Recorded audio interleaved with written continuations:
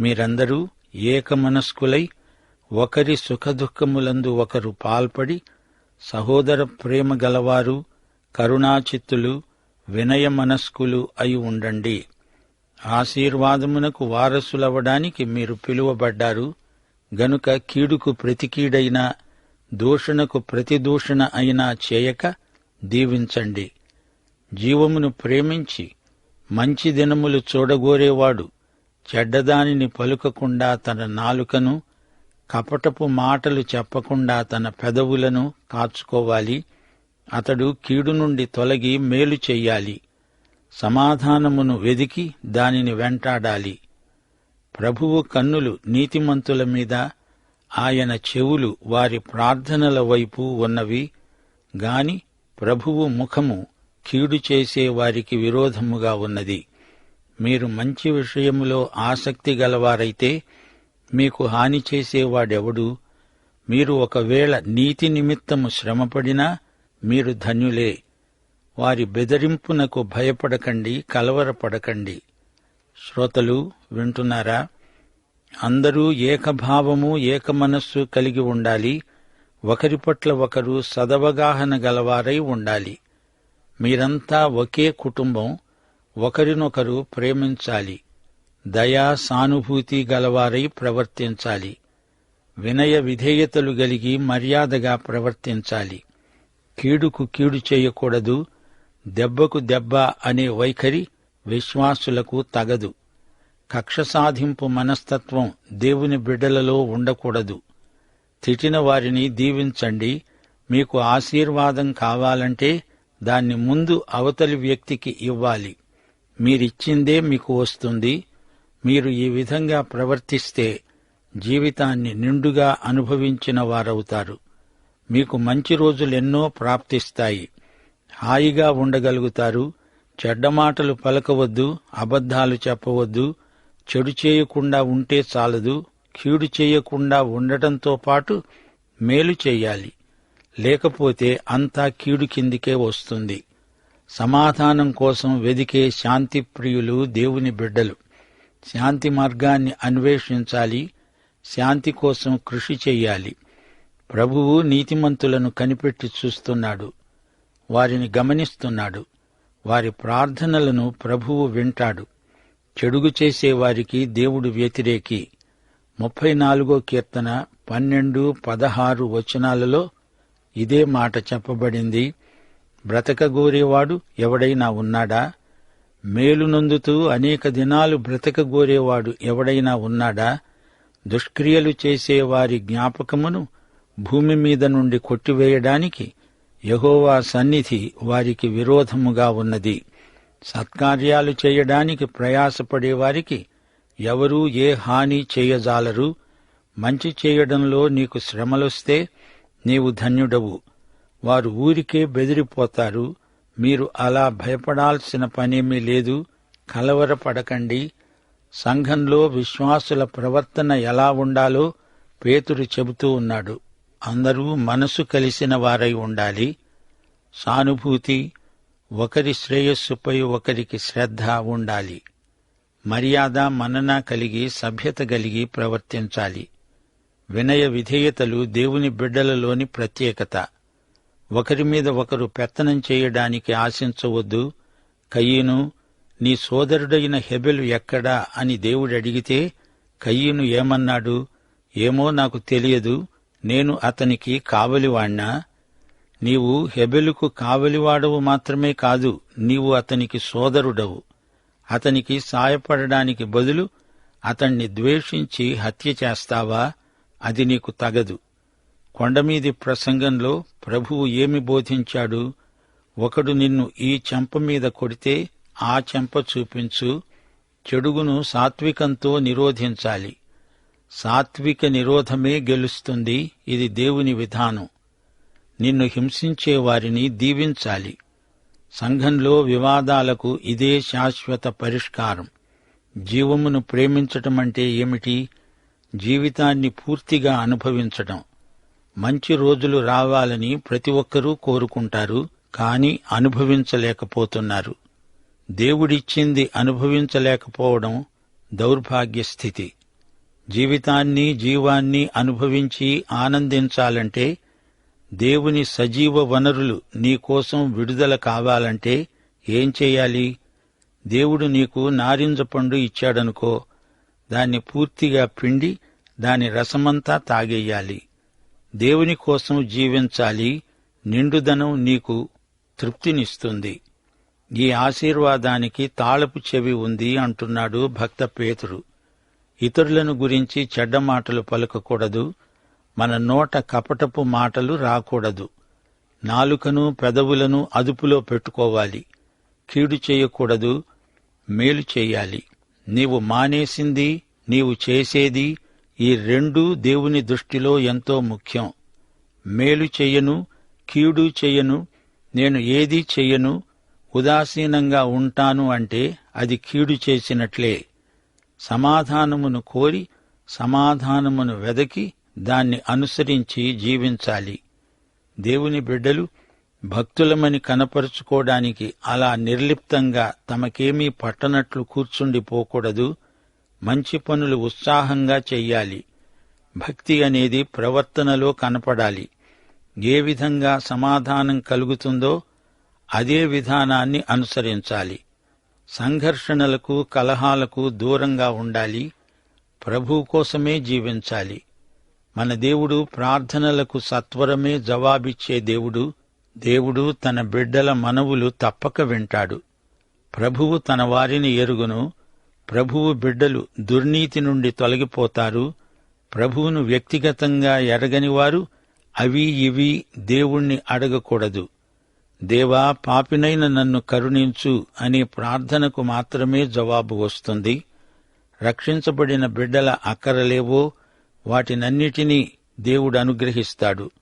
వారి ప్రార్థనలన్నీ దేవుడు వింటాడు, జవాబిస్తాడు. యేసుక్రీస్తును స్వకీయ రక్షకుడుగా అంగీకరించి ఒక పాపి పరిశుద్ధుడవుతాడు.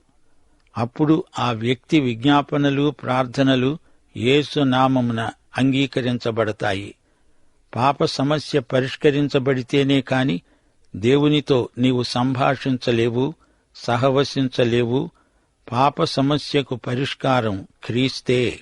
దేవుని బిడ్డలకు మాత్రమే తమ తండ్రి అయిన దేవునితో సన్నిహిత సహవాసముంటుంది. తన వారు కాని మనుషులతో దేవుడు సహవాసం చెయ్యడు. పాపం అడ్డు వస్తుంది. ప్రసంగి గ్రంథం 2:17 సొలొమోను అన్నాడు, సూర్యుని క్రింద జరిగేది నాకు వ్యసనము పుట్టించింది. అంతా వ్యర్థముగా ఒకడు గాలికి ప్రయాసపడినట్లుగా కనపడింది గనుక బ్రతకటం నాకు అసహ్యమనిపించింది. అతడు జీవితంలో అన్ని సుఖభోగాలు అనుభవించాడు. అంతా వ్యర్థమని తెలుసుకున్నాడు. ఆకాశం క్రింద, సూర్యుని క్రింద, భూమి మీద జరిగేదంతా అతనికి వ్యర్థమనిపించింది. అంతా వ్యసనమే, ఆత్మకు వేదనే, విసుకు, విసర్ధన. ఈ లోకంలోని పదార్థాలను ఆశించి ఎందరో ఆశాభంగం చెందిన వారున్నారు. జీవితం సారహీనమనిపించింది. కొందరైతే జీవితంలో హతాశులై ఆత్మహత్యకు పూనుకుంటున్నారు. ఉరిపెట్టుకొని విషం తాగి మేడమీది నుండి కిందికి దూకి, నదిలో దూకి ప్రాణాలు పోగొట్టుకుంటున్నారు. నిద్రమాత్రలు మింగి అలానే నిద్రపడకలో శవాలై మిగిలిపోతున్నారు. నీవు నిండు జీవితాన్ని కోరిన వ్యక్తివైతే దేవునితో యేసుక్రీస్తు ద్వారా సరైన సంబంధం ఇప్పుడే ఏర్పరచుకుంటావు. దేవుని బిడ్డలకు సమస్యలేవీ ఉండవా అంటే ఎందుకుండవు? ఉంటాయి. అవి మనల్నేమీ చెయ్యలేవు. పేతురంటున్నాడు, మీరు మంచి విషయములో ఆసక్తి గలవారైతే మీకు హాని చేసేవాడెవడు? ఎవడూ హాని చెయ్యడని కాదు, అట్టి హాని మనల్ని ఏమీ చెయ్యలేదు అని గ్రహించాలి. మీరొకవేళ నీతి నిమిత్తము శ్రమపడినా మీరు ధన్యులే. వారి బెదరింపులకు భయపడకండి, కలవరం చెందకండి. సత్యం కోసం హింసలకు గురి అయినా దేవుని బిడ్డలకు ఆనందమే. దేవుని బిడ్డలకు ఈ లోకంలో శ్రమలు తప్పవు. క్రైస్తవం తండ్రి తన బిడ్డలకు చేసే అనుదిన సంతర్పణ, విందు, అనుదిన పంక్తి భోజనం కూడా. దేవునికి స్తోత్రం. విశ్వాసులకు ఎందుకు శ్రమలొస్తాయి అనే ప్రశ్నకు ఒకే జవాబు కావాలంటే దొరకదు. అయితే విశ్వాసులకు శ్రమలు మేలు చేస్తాయి. పాత నిబంధనలో నీతిమంతులు 120% శ్రమలనుభవిస్తే, కొత్త నిబంధన విశ్వాసులు 80% శ్రమలనుభవించారు. యేసు ప్రభువు యొక్క శ్రమలను బట్టి మన శ్రమలు మనకెంతో అర్థవంతమైనవి. శ్రమలను గురించిన మర్మం పూర్తిగా మనం గ్రహించజాలము.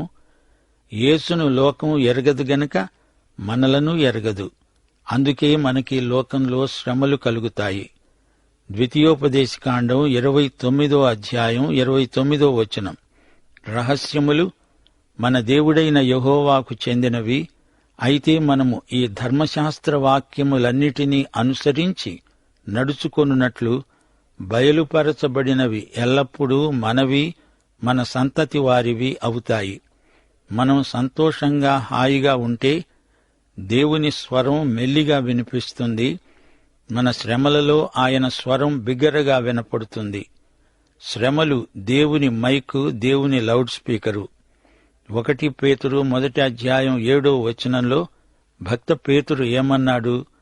బంగారము అగ్నిలో పుటం పెట్టినప్పుడు శుద్ధపరచబడుతుంది గదా, దానికంటే అమూల్యమైన మీ విశ్వాసము శ్రమల చేత పరీక్షలకు నిలిచి యేసుక్రీస్తు ప్రత్యక్షమైనప్పుడు మీకు మెప్పు, ఘనత, మహిమ కలుగుతాయి. శ్రమల అగ్నిలో విశ్వాసమనే బంగారంలో ఉన్న మష్టు అంతా పోతుంది. రోమాపత్రిక 5 వచనం. శ్రమ ఓర్పును, ఓర్పు పరీక్షను, పరీక్ష నిరీక్షణను కలిగిస్తాయి. అందుకే విశ్వాసులు శ్రమలలో అతిశయిస్తారు. నిర్గమకాండం 3 వచనం. దేవుడన్నాడు, నా ప్రజల బాధను నేను నిశ్చయముగా చూచాను, వారి మొర విన్నాను, వారి దుఃఖాలు నాకు తెలిసే ఉన్నాయి, వారిని విడిపించడానికి నేను వచ్చాను. 2 కొరింథీ 4 వచనంలో భక్త పౌలు అన్నాడు, మేము దృశ్యమైన వాటిని చూడక అదృశ్యమైన వాటినే నిదానించి చూస్తున్నాము గనుక క్షణమాత్రం ఉండే మా చులకని శ్రమ మా కొరకు అంతకంతకు ఎక్కువగా నిత్యమైన మహిమ భారాన్ని కలుగచేస్తున్నాయి. పేతురు ఈ వాక్య భాగంలో సహోదరత్వాన్ని ఉద్దేశించి ప్రబోధిస్తూ, మీరంతా ఏకభావంతో, సానుభూతితో, సోదర ప్రేమతో, దయతో, వినయంతో బ్రతకండి అన్నాడు. మనపై దేవుడు ఎన్నో దీవెనల వానలు కురిపించాడు గదా, ఇక ముందు కూడా మనకు దేవుడెన్నో ఆశీర్వాదాలు వాగ్దానం చేశాడు. ఇది దృష్టిలో ఉంచుకొని మనము కూడా ఇతరులపై కక్షలు పెట్టుకోకుండా వారిని దీవించాలి, వారి మేలునే ఆకాంక్షించాలి. దేవుడు మనల్ని పిలిచింది ఇందుకే. దేవుని దీవెనలకు మనం వారసులమవ్వాలంటే అందరినీ దీవించాలి. మనలో కక్ష సాధింపు మనస్తత్వం ఉండకూడదు. బ్రతకాలని అందరికీ ఆశ ఉండడం సహజం. అయితే దేవుడు చెప్పిన రీతిగా జీవించాలి. అప్పుడే మనకు అన్నీ మంచి రోజులవుతాయి. లేకపోతే రోజులన్నీ చెడ్డవే అవుతాయి. అదే దేవుని తీర్పు. దేవుని చిత్తానికి అనుగుణంగా జీవించకపోతే మన ప్రార్థనలు ఆయన వినడు. మన ప్రార్థనలకు జవాబివ్వకుండా ఆయన మౌనం వహించగలడు. ప్రతి విశ్వాసి తన నాలుకను చెడుగు నుండి కాపాడుకోవాలి. పెదవులు మోసపు మాటలు పలకకుండా అదుపులో పెట్టుకోవాలి. చెడుగు నుండి వైదొలగాలి, మంచినే చేస్తూ ఉండాలి. శాంతిప్రియులై సమాధానపరిచే మార్గాలను అన్వేషిస్తూ ఉండాలి. న్యాయవంతులపై ప్రభువు కృపాదృక్కులు ప్రసరిస్తాయి. ఆయన చెడుగు చేసేవారికి పరాంగుఖుడు.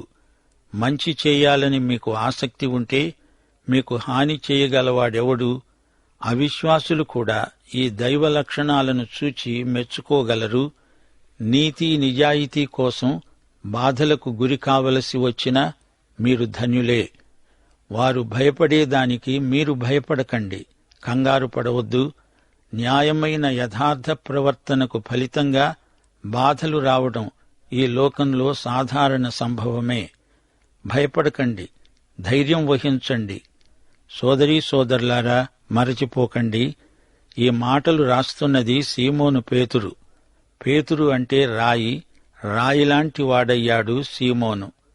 4 సువార్తల్లో పేతురు సంగతి చెప్పబడింది. స్వతహాగా ఈయనలో ఉద్రేకపు పాళ్లెక్కువ. అపొస్తలుల జాబితాలో పేతురు పేరు మొదట ఉంది. పేతురు హృదయం విశాలమైనది, సాహసికుడు. అయితే క్షణికోద్రేకంలో పెద్ద పెద్ద వాగ్దానాలు చేస్తాడు. మరుక్షణంలో మరీ పిరికివాడైపోతాడు. అయితే తాను ఈ ఉత్తరం రాసేటప్పటికీ పేతురెంతో మారిపోయాడు. పెంతెకోస్తు తరువాతి పేతురు ధైర్యశాలి, ఆత్మపూర్ణుడు. ప్రభువు కోసం ఎంతకైనా తెగించగలడు. అతని విశ్వాసం, అతని సాహసం, తెగువ అతని మాటల్లో వ్యక్తమవుతోంది. అంతేకాదు అతని తగ్గింపు, వినయశీలం కూడా పేతురు మాటల్లో స్పష్టమవుతోంది. సువార్తల్లోని పేతురు తన పత్రికల్లో నిజంగా రాయిలాంటి మనిషై మాట్లాడుతున్నాడు. యోహాను సువార్త 21వ అధ్యాయం 17వ వచనంలో ప్రభువు పేతురుకిచ్చిన ఆజ్ఞ, నా గొర్రెలను మేపు. పేతురు ఎంతో సున్నితమైన మనసు గల కాపరి, యేసుకు ఉపకాపరి. గెత్సెమనే తోటలో యేసు పక్షాన పోరాడాలనే ఉద్దేశం గలవాడై తన కత్తి దూసి మల్కు అనే దాసుని చెవి తెగ నరికాడు. ఇప్పుడు ఈ పత్రికలో అంటున్నాడు, ప్రభుత్వానికి, చట్టానికి లోబడి ఉండండి. ప్రభు, నీకు సిలువ దూరమగునుగాక అని చెప్పిన పేతురు ఇప్పుడు యేసుక్రీస్తు శ్రమలు మనకు విమోచనాత్మకమైనవి అని రాస్తున్నాడు. ఒకప్పుడు మీరు దేవుని ప్రజ కారు, ఇప్పుడు ఆయన ప్రజ అయ్యారు. ఒకప్పుడు మీరు దారి తప్పినవారు, గొర్రెల్లాగా దారి తప్పి తిరిగారు. గాని ఇప్పుడు మీ ఆత్మలకు అధ్యక్షుడు, కాపరి అయిన వాని తట్టుకు మరలి వచ్చారు. ఈ మాటలంటున్నప్పుడు ఇదంతా తన అనుభవమే అని తేటగా కనిపిస్తోంది. సీమోను అంటే ఇసుక, ఇప్పుడతడు పేతురు అనగా రాయిలాగా గట్టివాడు. తన అనుభవంలో తాను నేర్చుకున్న సంగతులే మనకిప్పుడు నేర్పుతున్నాడు. పౌలు విశ్వాసానికి అపొస్తలుడైతే పేతురు నిరీక్షణకు అపొస్తలుడు. మన ప్రస్తుత పరిస్థితులెలాంటివైనా మన నిరీక్షణ స్థిరమై అచంచలమై ఉంటుంది. శ్రమలు, మరణము తటస్థపడినా మన నిరీక్షణ చెక్కుచెదరదు. ప్రభువైన యేసుక్రీస్తు వారి కృప, తండ్రి అయిన దేవుని ప్రేమ, పరిశుద్ధాత్మ యొక్క అన్యోన్య సహవాసము మనకందరికీ నిత్యత్వము పర్యంతము తోడై ఉండునుగాక. ఆమేన్.